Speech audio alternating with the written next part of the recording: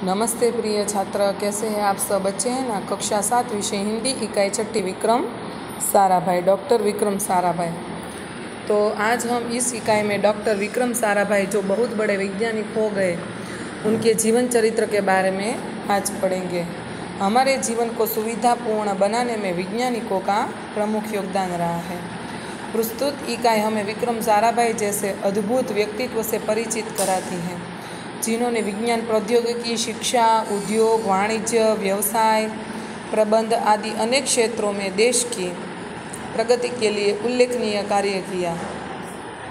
उनके जीवन की घटनाओं से प्रेरित होकर अवलोकन, परीक्षण व परिश्रम और वैज्ञानिक दृष्टिकोण विकसित कर हम भी महान वैज्ञानिक बन सकते हैं और मानव जाति की अनुपम सेवा कर सकते हैं। ये यहाँ पर जो चित्र दिया गया है डॉक्टर विक्रम साराभाई का है। एक ऐसे महान वैज्ञानिक थे, जब वे मात्र 2 वर्ष के थे तब गुरुदेव रविंद्रनाथ ठाकुर ने भविष्यवाणी की थी कि यह बालक बड़ा होकर बहुत यशस्वी बनेगा, और उस बालक ने उनकी भविष्यवाणी अपने कर्मों से सच साबित कर डाली। क्या आप जानते हैं कि वे कौन थे? वे थे हमारे महान वैज्ञानिक डॉक्टर विक्रम साराभाई। डॉक्टर विक्रम साराभाई का जन्म 12 अगस्त सन 1919 को अहमदाबाद में हुआ था। उनका परिवार एक प्रतिष्ठित उद्योगपति परिवार था। पिता का नाम अंबालाल तथा माता का नाम सरला देवी था। विक्रम साराभाई 8 भाई बहन थे। बाल्यकाल से ही प्रतिभावान विक्रम साराभाई के बचपन का यह प्रसंग उनके सफलता हासिल करने के बुलंद इरादे को दर्शाता है। जब वह 5-6 साल के थे तब तो अपने परिवार के साथ शिमला गए। शिमला में उनके पिता श्री अंबालाल के नाम ढेरों चिट्ठियाँ आती थी। यह देखकर बालक विक्रम के मन में भी इच्छा हुई कि उनके नाम पर भी खूब सारे पत्र आए। इसलिए कई लिफाफों पर अपना लिफाफे माने पत्र पर अपना नाम तथा पता लिखा और डाकघर में डाल दिए। उन्होंने अपने नाम ही पर कई पत्र लिखे और डाकघर में डाल दिए। फिर क्या था, उनके नाम पर ढेरों चिट्ठियाँ आने लगी। पिता ने देखा तो उनके मन में बालक विक्रम के इस काम के पीछे के उद्देश्य को जानने की इच्छा हुई।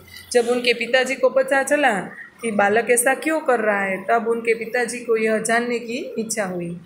असलियत मालूम होने पर उन्हें भी हंसी आई, लेकिन सफलता पाने की इच्छा जानकर अच्छा भी लगा। जब वह 8 साल के थे तब साइकिल पर विभिन्न कलाबाजियाँ करते और लोगों को अचंभित कर देते। उन्हें साहसिक कारनामे प्रिय थे। गणित तथा भौतिकी के प्रति उनकी गहरी दिलचस्पी थी, अर्थात भौतिक विज्ञान और गणित उनके मनपसंद विषय थे। उन्होंने मैट्रिक माने 10वीं कक्षा की परीक्षा सन 1934 में पास की। सन 1934 और 37 में गुजरात कॉलेज अहमदाबाद से इंटर की परीक्षा की। सन 1937 में वे इंग्लैंड चले गए।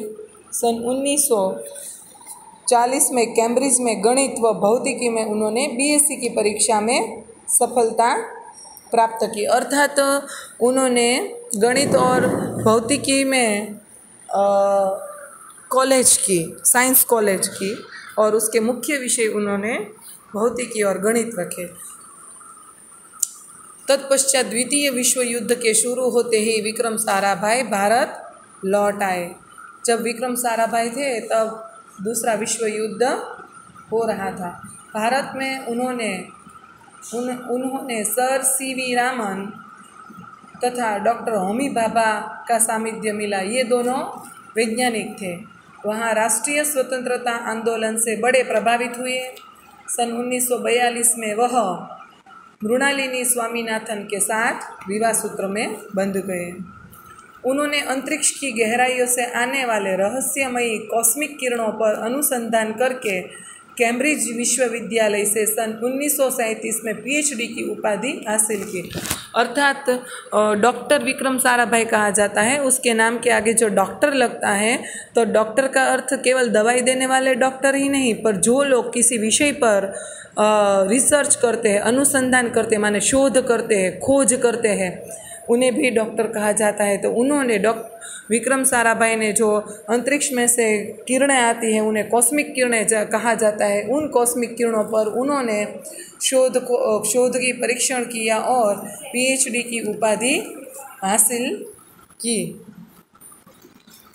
तो उन्होंने रहस्यमयी कॉस्मिक किरणों पर अनुसंधान माने शोध की है। ब्रह्मांड तथा सौरमंडल के कई जटिल प्रश्नों का प्रायोगिक हल निकालने का श्रेय भी डॉक्टर विक्रम साराभाई को प्राप्त है। यह उन्हीं का सुझाव था कि कॉस्मिक किरणों पर प्रयोग के लिए हिमालय की ऊंची चोटियाँ सर्वाधिक उपयुक्त व अनुकूल होगी। अर्थात उन्होंने कहा था कि अगर मैं इस विषय पर कॉस्मिक किरणों पर अनुसंधान करूँगा तो उसके लिए हिमालय की चोटियाँ ही सर्वाधिक उपयुक्त व अनुकूल होगी। इसीलिए भारत सरकार ने गुलमर्ग में वैज्ञानिक उपकरणों से लैस एक प्रयोगशाला स्थापित की। डॉक्टर विक्रम साराभाई के निजी प्रयासों से सन 1947 में भौतिक अनुसंधान प्रयोगशाला अहमदाबाद में भी स्थापित हुई। तो अहमदाबाद में भी एक प्रयोगशाला स्थापित की गई जिससे वह आजन्म संबंध रहे, अर्थात जब तक ये जिए तब तक उसे जुड़े हुए रहे। साथ ही उन्होंने देश में वस्त्र उद्योग की तकनीकी समस्याओं के हल निकालने के उद्देश्य से अहमदाबाद में ही टेक्सटाइल इंडस्ट्रीज रिसर्च एसोसिएशन की आधारशिला भी रखी। भौतिक अनुसंधान प्रयोगशाला डॉक्टर विक्रम साराभाई परमाणु शक्ति, अंतरिक्ष विकिरण, सूर्य, ग्रह, तारा, प्लाज्मा, भौतिकी और खगोल पर वह कार्य करते रहे। अर्थात जिन जिन विषयों के मैंने नाम लिए उस पर वे कार्य करते रहे। सन 1961 में वे परमाणु ऊर्जा आयोग के सदस्य बनाए गए। डॉक्टर भाभा की मृत्यु के पश्चात परमाणु ऊर्जा संस्थानों का भार युवा वैज्ञानिक डॉक्टर विक्रम साराभाई के कंधों पर ही आ गया। उन्होंने भारतीय अनुसंधान केंद्र का गठन किया।